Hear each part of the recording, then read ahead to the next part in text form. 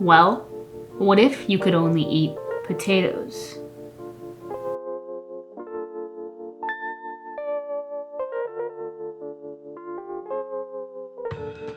I love potatoes. I love them in every form. Hash browns, fries, mashed potatoes, you name it. I think I could be content with a potato-only diet. But here's what might happen if I actually decided to take on that challenge. So in the short term, I might survive. Potatoes are surprisingly nutrient rich. They have carbs, some protein, some fiber, and they do carry some essential vitamins like vitamin C, B6, and potassium. But over time, you might start noticing some interesting things. Nutrient deficiencies, maybe not enough essential amino acids. Probably start lacking some fats, which are vital to brain health. And then on top of that, you'd probably have a myriad of digestive issues. Bloating, constipation, and hikes in blood sugar. On top of all of that, food fatigue is real. There's an element of psychological boredom. People on single food diets often report cravings, irritability, and mental fatigue. Eating should be a joyful act. Eating matters to the soul. Not to mention, I'm operating under the assumption that I have unlimited access to potatoes, where no shortage, diseases, soil disruption, or financial instability is an issue for me to obtain these potatoes. That's why a lot of our work at Plant with Purpose centers around crop diversification. Crop diversification. What is it and why does it matter? Why is it a game changer for the planet and the people farming the land? Rural farming families often do rely on single crops, but when that crop fails due to the climate, disease, market changes, their entire livelihood is threatened. So what we try to do at Plant with Purpose is to sort of shift to a more diverse, sustainable way of farming. Cacao, bananas, plantain, lemon, cassava. Together, they restore soil, they provide nutrition, and with a diversity of crops comes more income. And with income comes opportunity. Families can send their children to school. They can invest in their farms. And ultimately, they can dream bigger. And caring for the earth is an act of stewardship. So let's hear from some of our experts at Plant with Purpose about why this matters. Take it away. We promote crops that are ecologically driven and market driven. In Dominican Republic, when we started working at the border in 2008, for example, coffee had just dropped because leaf rust destroyed all the coffee.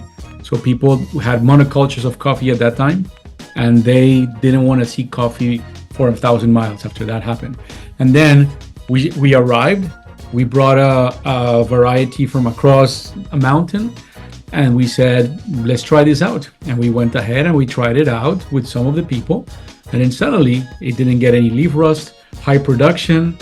And we started doing all the other part like, hey, it needs a lot of shade. Let's put plantains. Let's do it under the trees, avocado, even pine trees. And then after a little while, then people started adopting it. Now, you may be wondering about the economics of all of this. And I'm sure you've heard the phrase cash crops. And let's be real about it. I mean, many farmers need to grow cash crops. Crops like coffee, rice, or maize are critical sources of income, especially in communities with fewer economic options. And at Plant with Purpose, we do honor this complexity. So Thailand, for example, people rely heavily on those cash crops.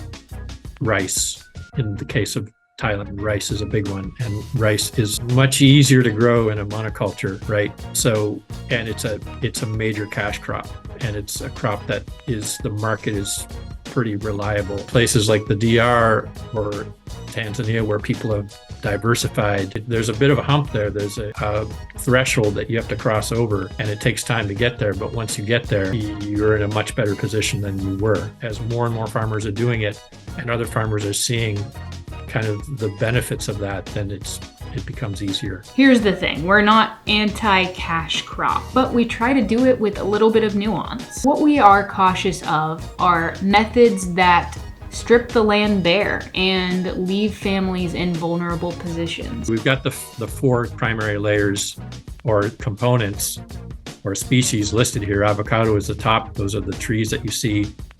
And avocado can be used, of course, for the fruit, but farmers also prune it and harvest the wood for the small branches for firewood.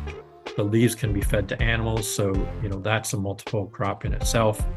Banana is the next layer there. And then there's these plants underneath here, which are coffee.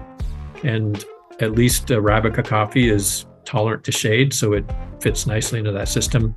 And then under that, there's another layer of root crops, which the farmer is harvesting probably for their own use at their home, in their home or at their kitchen table.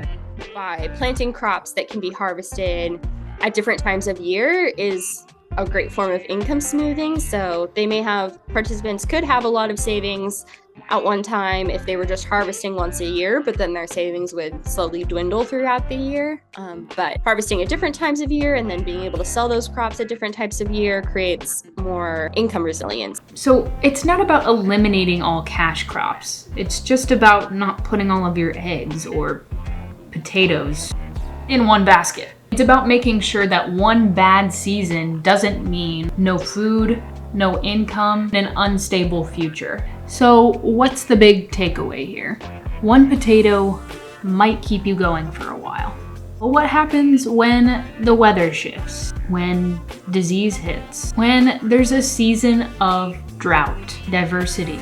That's what helps us thrive. And that's why at Plant with Purpose, we're not just teaching farming. We don't just plant trees. We help build ecosystems throughout the land and throughout communities. Systems that restore the soil, feed families, grow incomes, and reflect our Creator's design for balance and abundance. Because life, just like lunch, is much better when there's more color on your plate.